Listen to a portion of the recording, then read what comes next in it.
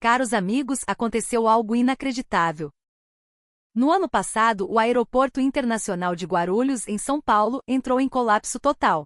3.000 professores selecionados das melhores universidades de toda a China desembarcaram quase simultaneamente, transformando o terminal em um mar de confusão e expectativa.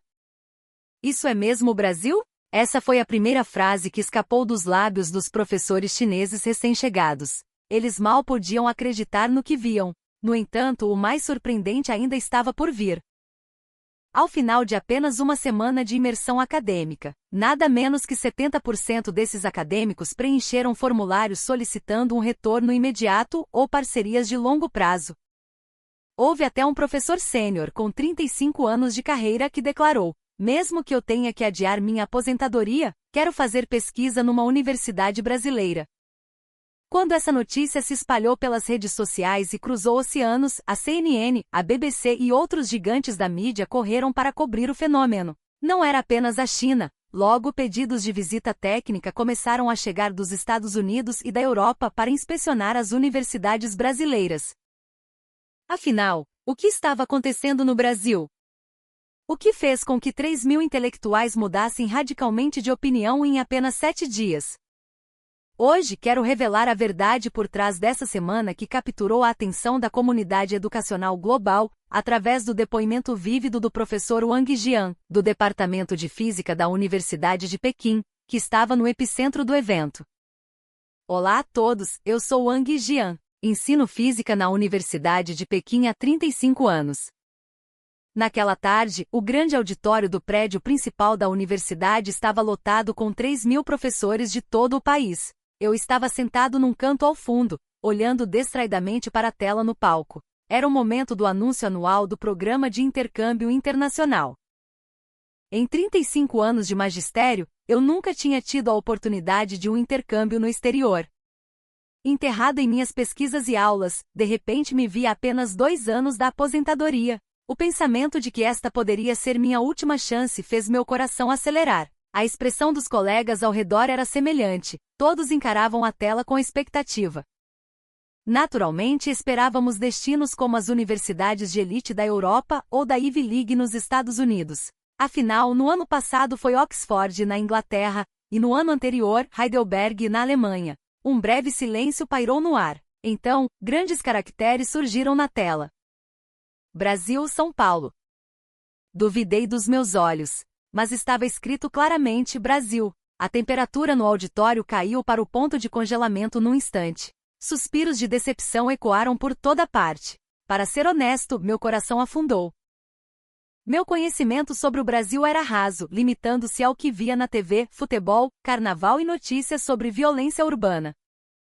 Eu não tinha absolutamente nenhuma imagem do Brasil como uma potência educacional. Pelo contrário, minha percepção era de um país em desenvolvimento, com economia instável e infraestrutura precária. A qualidade da pesquisa ou o sistema educacional de lá não estavam nem no meu radar de interesses.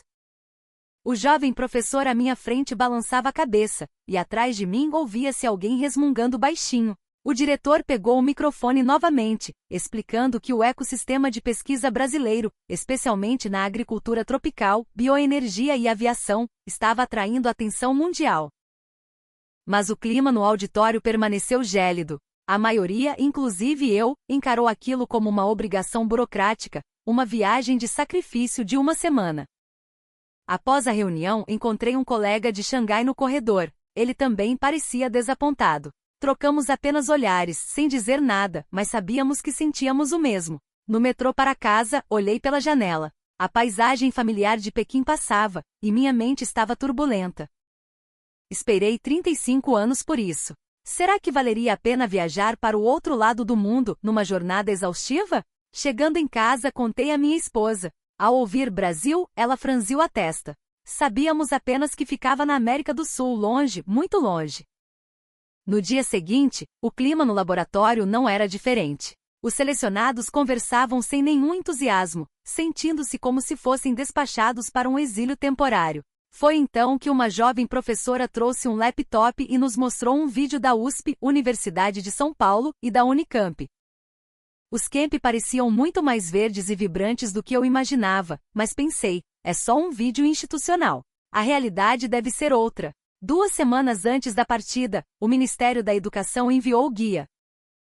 Era um livreto grosso detalhando o sistema brasileiro, o papel da FAPESP, Fundação de Amparo à Pesquisa, o sistema Lattes, a autonomia universitária. Havia dados surpreendentes.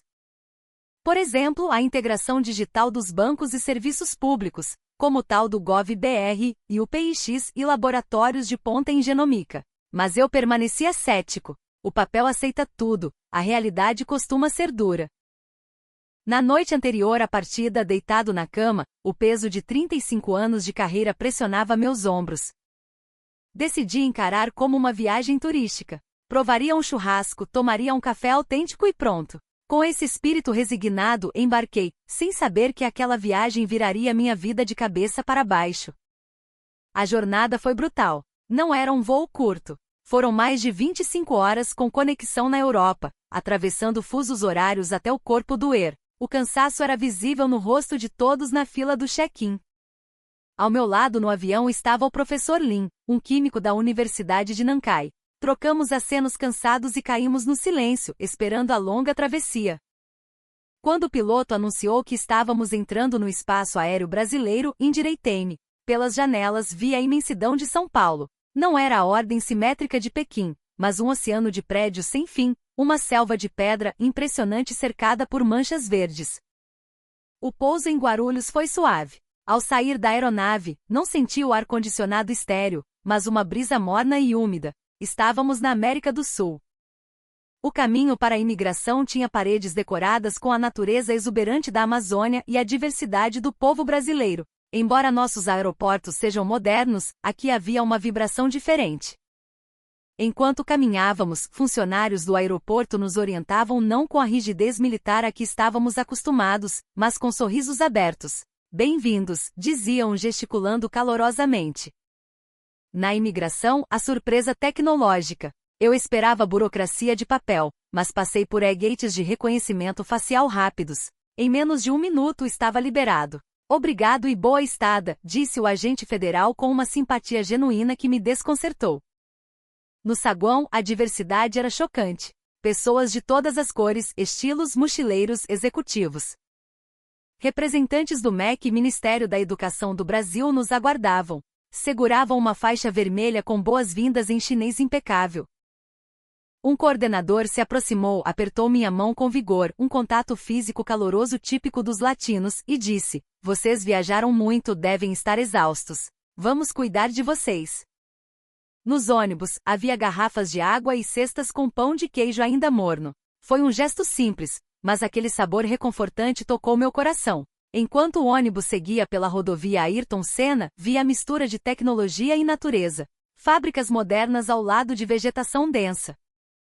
No dia seguinte visitamos a maior universidade do país. O ônibus parou diante de uma praça imensa com uma torre de relógio icônica. O reitor nos recebeu não com um discurso formal e distante, mas com um café da manhã farto, frutas tropicais, bolos e o famoso café brasileiro forte. "Aqui a criatividade nasce da diversidade", disse ele.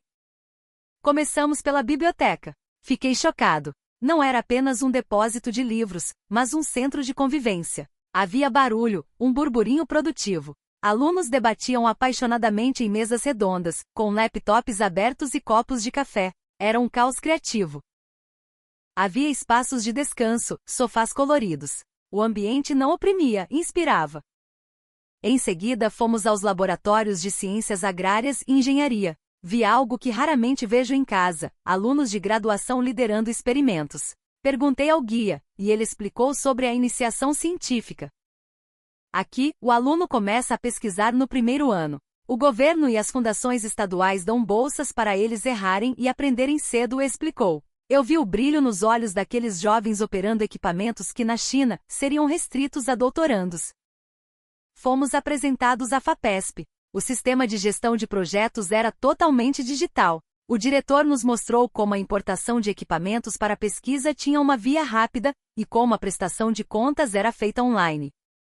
Nosso objetivo é desburocratizar para que o cientista pense na ciência, não no papel, disse ele. Senti uma pontada de inveja. Quantas horas da minha vida perdi carimbando formulários? Mas o que mais me impressionou foi a cultura do jogo de cintura aplicada à ciência, a flexibilidade e a criatividade para resolver problemas com poucos recursos, gerando inovações brilhantes. À noite, de volta ao hotel, o medo bateu. Eram 22 horas. Eu queria esticar as pernas, mas as histórias de perigo me paralisavam. Liguei para a recepção. "É seguro sair?" perguntei. O recepcionista riu suavemente. "Professor, a região aqui é cheia de vida. Tem bares, famílias, é muito movimentado. Pode ir tranquilo, só fique atento como em qualquer grande cidade." Hesitante, saí. E o que vi destruiu meus preconceitos. A rua não estava deserta e perigosa. Estava viva. Havia mesas nas calçadas, música ao vivo saindo de um barzinho, cheiro de comida. Vi casais namorando, grupos de estudantes rindo alto, pessoas passeando com cachorros. Entrei numa padaria 24 horas. Não era uma loja de conveniência fria, era um templo gastronômico. O balcão tinha doces, salgados, sucos. O atendente, um rapaz jovem, me viu olhando confuso para o cardápio e, num inglês esforçado misturado com gestos, sugeriu: "Coxinha. Very good." Comi a coxinha e tomei um suco de açaí. Ao meu redor, motoristas de aplicativo jantavam, policiais tomavam café, estudantes liam, todos convivendo. Senti uma segurança que não vinha de câmeras de vigilância, mas da presença humana, do calor da comunidade. Aquilo era o Brasil, imperfeito, mas vibrante e acolhedor. Voltei para o hotel vendo a cidade iluminada, sentindo-me tolo por ter tido tanto medo. A semana voou. No último dia, eu já não era o mesmo. No ônibus para o aeroporto, o professor Lin comentou: "Eu preciso mandar meus alunos para cá. Eles precisam aprender essa criatividade, essa paixão." Os professores de Xangai, antes críticos, agora anotavam freneticamente sobre o sistema de iniciação científica e a humanização dos espaços acadêmicos.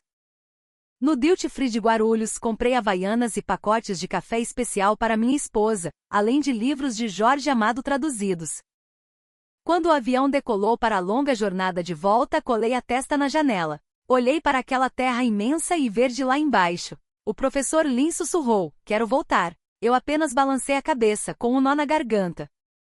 De volta a Pequim, tudo parecia estranhamente silencioso e cinza. Mostrei as fotos para minha esposa, as festas juninas no campus, os laboratórios de ponta no meio da natureza, os sorrisos. Ela ficou maravilhada. Aquela semana foi a mais significativa dos meus 35 anos de carreira. O Brasil quebrou minha arrogância.